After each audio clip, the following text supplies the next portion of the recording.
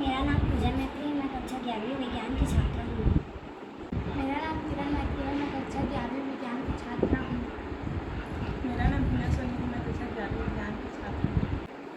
हमने बनाया है पीरियोडिक टेबल, जिसमें 1 से लेकर के 103 तक के तत्वों के नाम तथा परमाणु भार लिखा हुआ है। इसमें 1 से लेकर 18 वर्ग होते हैं और 1 से लेकर 7 आवर्त होते हैं। मेरा नाम आर्यन गिरी है। मेरा नाम सतपाल चौहान है। मेरा नाम अरविंद चौहान है। कौन सा हुआ है, हमने केमिस्ट्री मॉडल में हमने एटॉमिक स्ट्रक्चर का मॉडल बनाया हुआ है।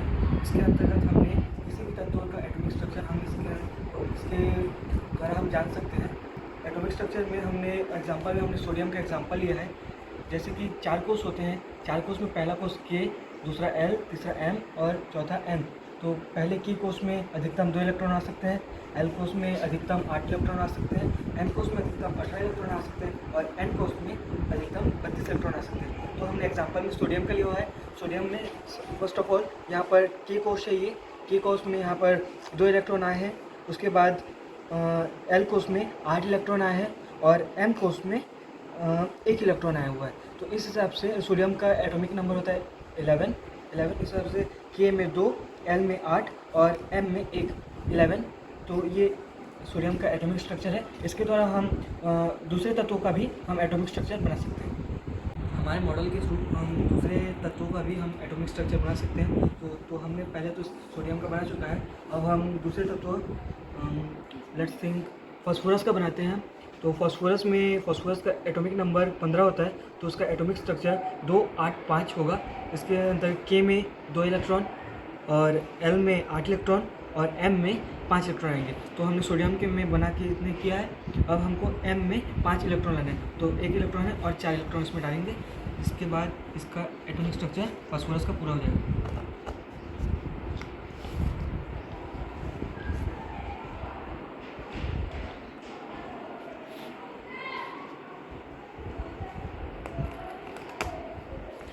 इस प्रकार यहाँ पर फास्फोरस का एटॉमिक स्ट्रक्चर बन चुका है। K कक्ष में 2 इलेक्ट्रॉन, L कक्ष में 8 इलेक्ट्रॉन और M कक्ष में 5 इलेक्ट्रॉन।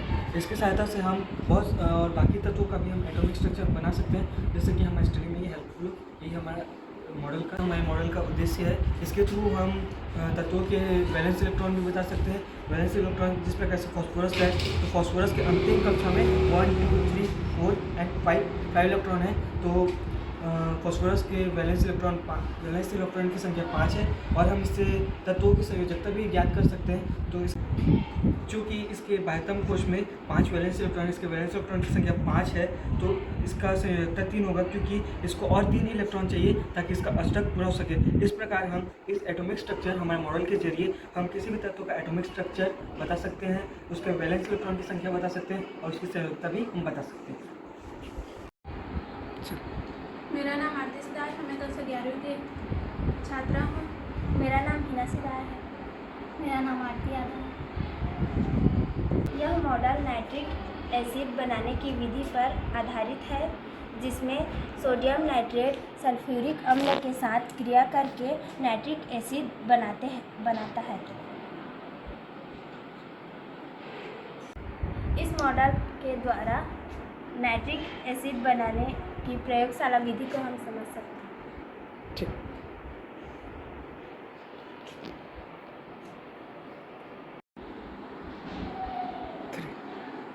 मेरा नाम नीलेश साहू है। मेरा नाम हिमांशु यादव है। मेरा नाम हरीश चौहान है। मेरा नाम गौरव चौहान है। हमने VLCER थ्योरी के अंतर्गत स्ट्रक्चर बनाए हैं, जो हमें बताता है कि कौन से संकरण पर कौन से स्ट्रक्चर होगा। जैसे एग्जांपल के लिए, जब sp संकरण होता है अर्थात रेखीय, तब रेखीय संरचना बनती है, और जब sp2 संकरण होता है तब त्रिकोणीय समतलीय बनता है, और जब sp3 संकरण होता है तब चतुष्फलकीय बनता है, और sp3d में त्रिकोणीय द्विपिरामिडीय बनता है, और sp3d2 में अष्टफलकीय बनता है। sp3d का बताओ फिर से। sp3d sp3d त्रिकोणीय द्विपिरामिडीय। ठीक। और इसका एग्जांपल PCl5।